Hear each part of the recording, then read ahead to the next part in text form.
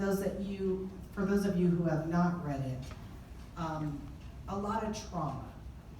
I painted a picture right there that is pretty happy for the most part. You know, me and my pot belly, that's happy.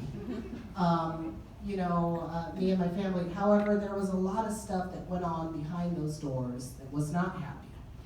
A lot of times we would run down to the neighbors, or the neighbors would come to our rescue. With that, and I'd like to give a huge thanks to some neighbors over here that have actually came out, so thank you. We'll get to you in a bit. I have a picture of you later on, actually, that I found out, or that I found. This is when I get into 5th grade. Because of all the trauma that had happened in that greenhouse, my parents had split by that point.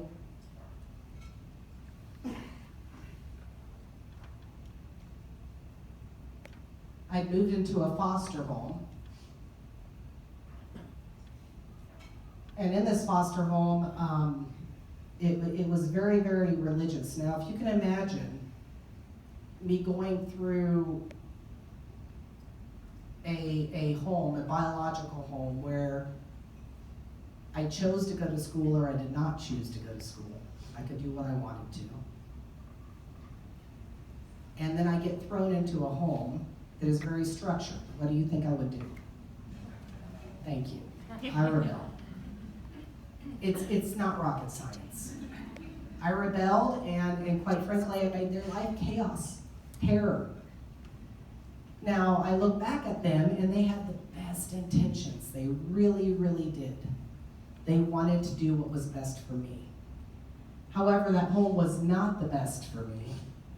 And so I went on to, let me just preface it with this. That home was a very religious home, and that home is the home that instilled so many values in me. So many values. Because that home was not the right home, they wanted me to go to another Christian home, which I agreed with. That home that they wanted me to go to was my vacation Bible school teacher. That vacation Bible school teacher gladly took me because their daughter was my very first friend. Now, up until this point, I'd been strangling kids in coat closets. It was bad. It was not a good situation. My best friend of the vacation Bible school's teacher's daughter, she lived in a town 10 miles away at North Mahaska High School. DHS said, hey, let's get the kid out of Oskaloosa. Let's get him to North Mahaska, where he gets a fresh start with his brand new friend. So they decided to move me to North Mahaska, to this lady here, which is Miss Carolyn Berkeley. Now, Miss Carolyn Berkeley was the elementary music teacher.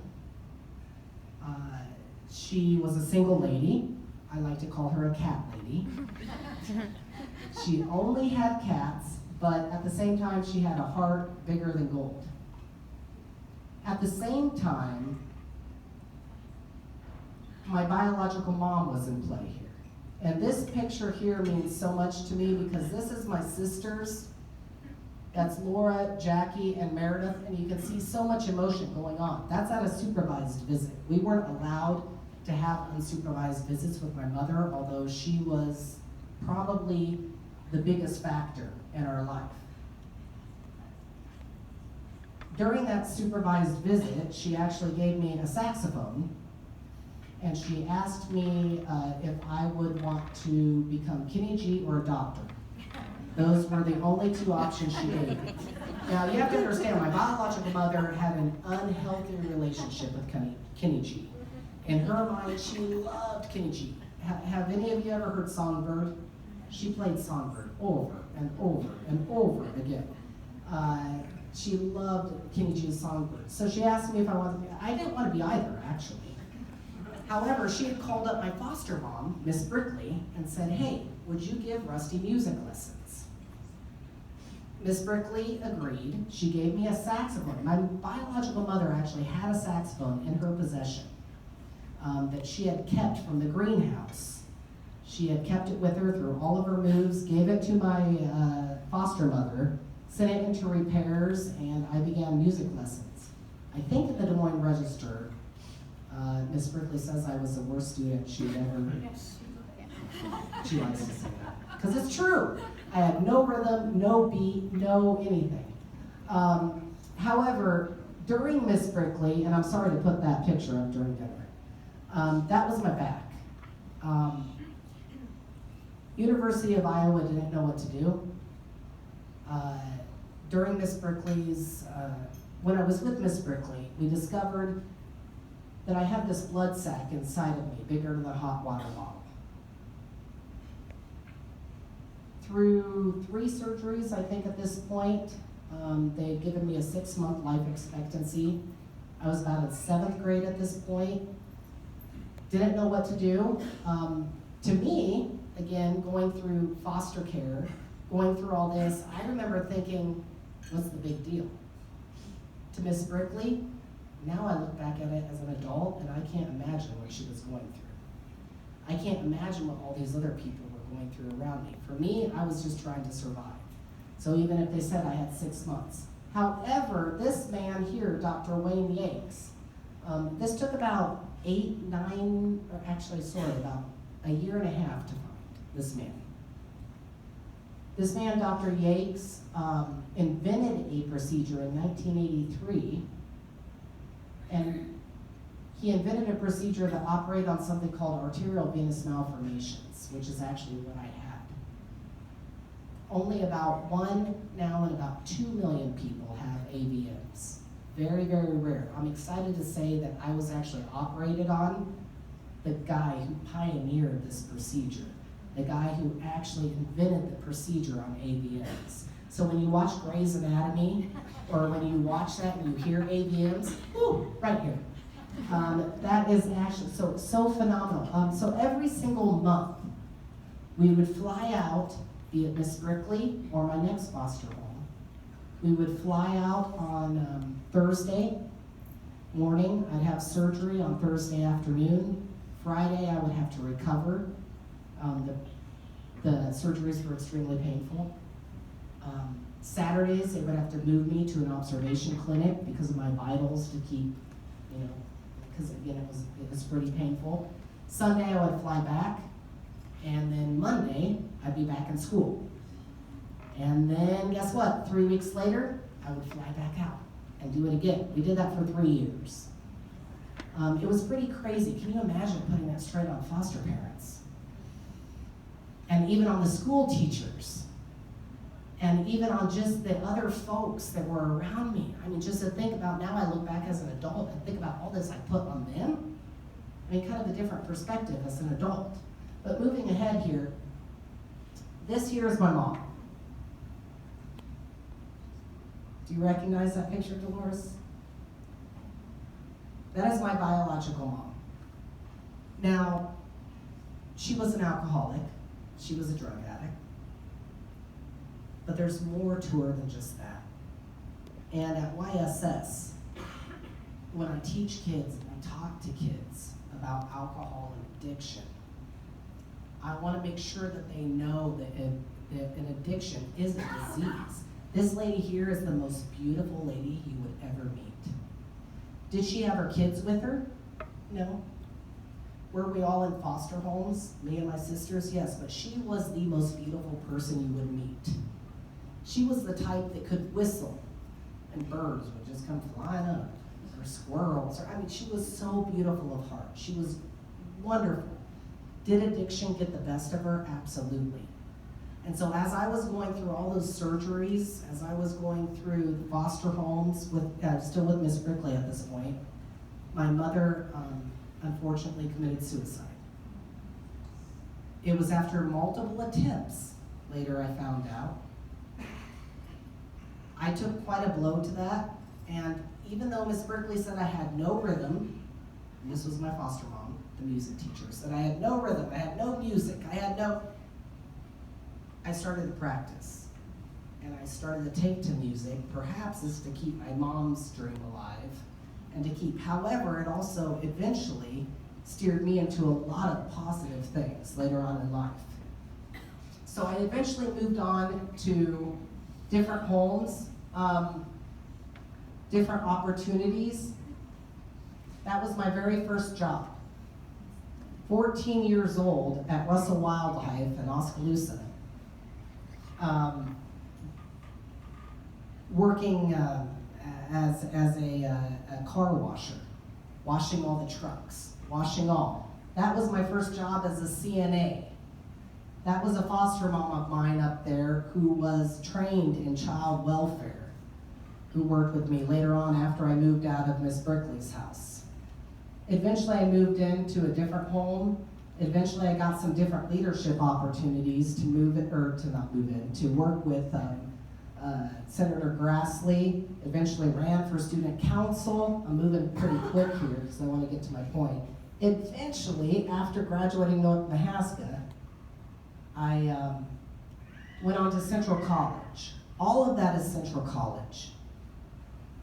That there is Gabriel Espinosa, phenomenal guy who taught me how to play jazz. That there is Governor Vilsack, correct? Yes. My very first jazz group I ever created. We were terrible. We were absolutely horrible. But he gave us a chance to play because somebody called him up and said, hey, we've got this guy, we want you to give him the chance to play.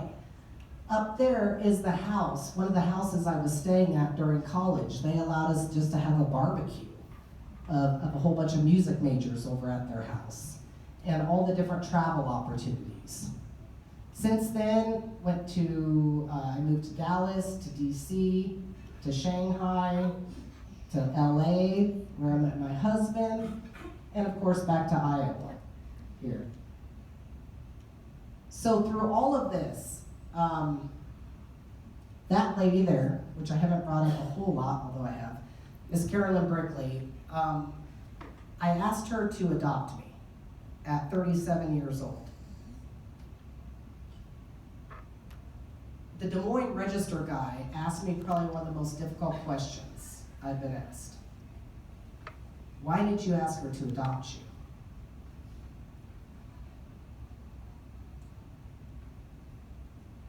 One word came to my mind, and I said it, and it was unconditional. Miss Brickley knew me inside and out. She knew all my struggles. She knew my husband, Paul. She knew my mother-in-law, Tammy. She knew that I am who I am. She knew that I was going to push her away a bit. She knew that I've had a troubled past, and so therefore I like some distance, but yet I still like that connection. She met me where I was at. And that's what I told the Des Moines Register guys. Or Daniel, excuse me. So this lady here, and my apologies, she actually wanted to apologize that she could not make it here tonight. But Miss Carolyn Brickley, again, just what? Diana, where are you at? 2 years ago? 3 years ago. Adopted me, and she's been a huge part of Iowans for Adoption. More than that question that Daniel asked me, why did I get adopted? What was it that made me want to get adopted? This is a question that bothers me the most that I could ask. What is it that helped you succeed? Can somebody give me some suggestions? My DNA? I heard that. Who said that? What's that? The dash. DNA. My dash? I like that. DNA, what else? Your heart. Heart? Belief in you. Belief in who belief? Well, at some level, your mother did when she was sober. My biological mom? Your mother. Yes. Biological. I mean, the one you were born to. And so then it was Miss Brickley, and also I think those people back in the Christian, very conservative Christian home believed in you, but they didn't know how to implement it. So that first home, that believed in me, but they didn't know quite how to implement it, but they still gave me that structure. Yes, what else? People who protected your potential. Protected my potential. Interesting. Yes. Faith. Faith. What do you mean by that? Well, it just means your faith in something greater than yourself. Absolutely. Anybody else? Because this is all, yes, Renee. Your own inner drive to succeed. My, Only succeed if you choose to succeed. so my own inner drive, I'll only choose to succeed. Yes, if ultimately I succeed. Yeah. Yes, And the people praying for you along the way too. absolutely. That there was I didn't mean to put community in your mouth, but there was community praying for me. And people that were praying for me along the line. Again, this has been a difficult speech for me. I don't think I've ever had this much problem giving a speech. I'm fumbling, I've never done this. But this is something that means a lot to me. Because all of you just actually answered exactly what's coming up next. And I'm not joking. Was it the faith of that first foster family that was way too religious for me at the time, but actually instilled in me some of the values that I still hold to today? Was it the people that believed in me with music, kept me going with talent? Or if it wasn't talent, they probably would have helped me find something else. Was it the people who actually knew what they were doing in child psychology?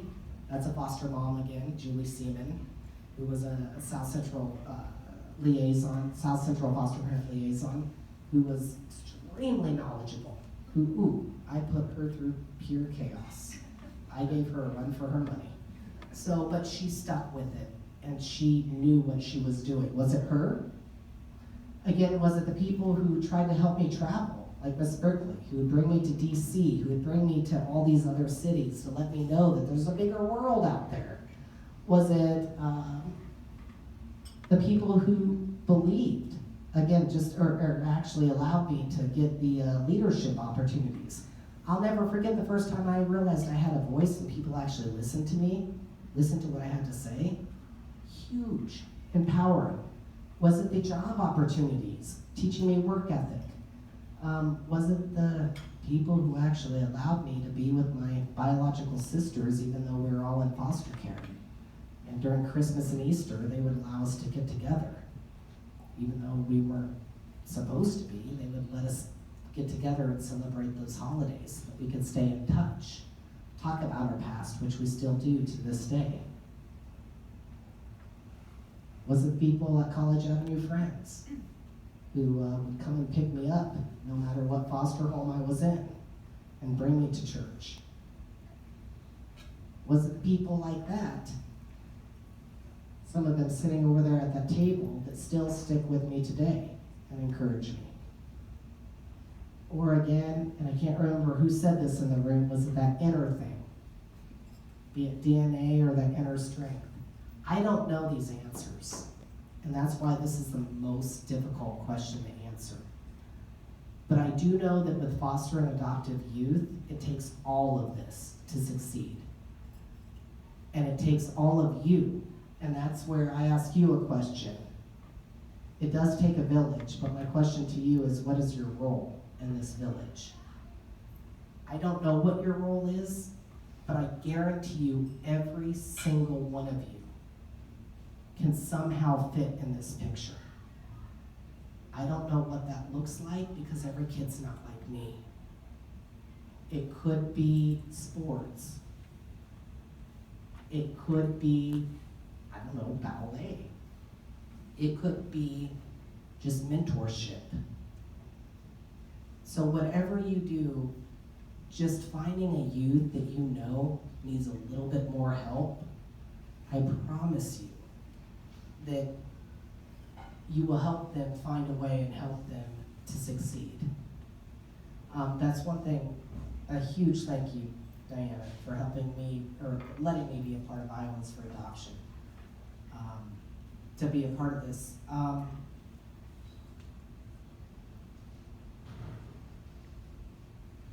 Yeah, this has been difficult for me. This really has. And again, funny enough, it's never been this difficult. So I invite you all to do this for me, if you don't mind. How many of you in here have adopted or been a part of an adoption or know of an adoption? Wow. Okay. How many of you have been a part or know of foster care?